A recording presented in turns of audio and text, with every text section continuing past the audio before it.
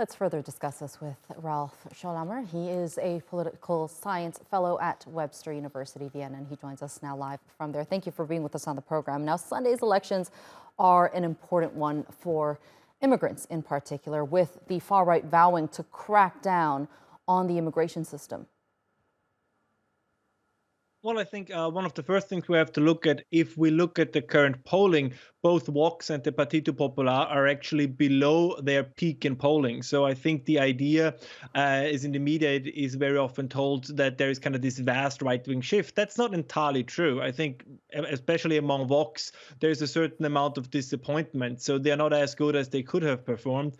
And the same is true for the Partito Popular. I think what is underestimated, and this is a problem we see all over Europe, these elections are not so much about specific topics. These specific topics tend to be more symptoms. It's a general distrust against whoever is in power.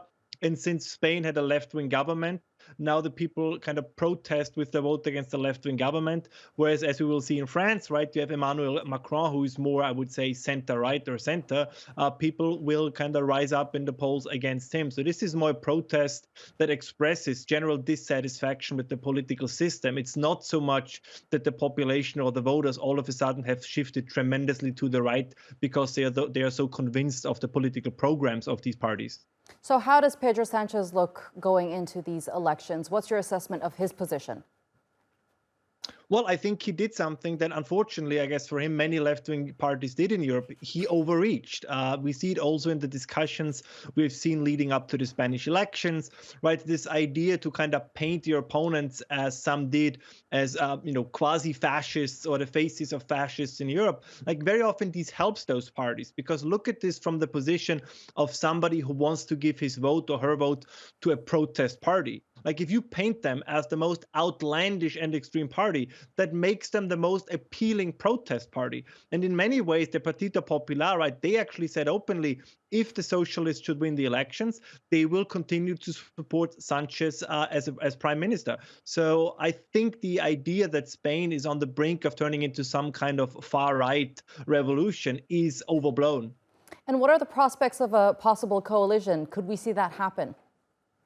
It is possible. No, absolutely. I think what we have to see is, because this has also been shifting in recent years, now, is there something like a shy Vox vote, right? Kind of that people in polls say they are not voting for them, and then on Sunday they go into the voting booth and actually give them their vote. I think this is going to be the interesting thing. Is Vox only going to get the 13%, 14% they currently have in the polls, or will they outperform the polls? Because this, I think, will then also influence the Partito Popular. But even they, right, if we look at where they currently are in the polling, they are about 10% below where they have been 6-7 years ago. Like, once they were polling at 44%, they're nowhere near that. And I think this is a second phenomenon we see in Europe, that the so-called traditional parties, the classic, conservative parties, the Christian Democrats and the Social Democrats, they are losing appeal. That what once was the fringe is becoming significantly more mainstream. And I think this trend is going to continue. All right, Ralph Schoellhammer, thank you so much for being with us here on the NewsHour and sharing that analysis with us. It was great speaking to you.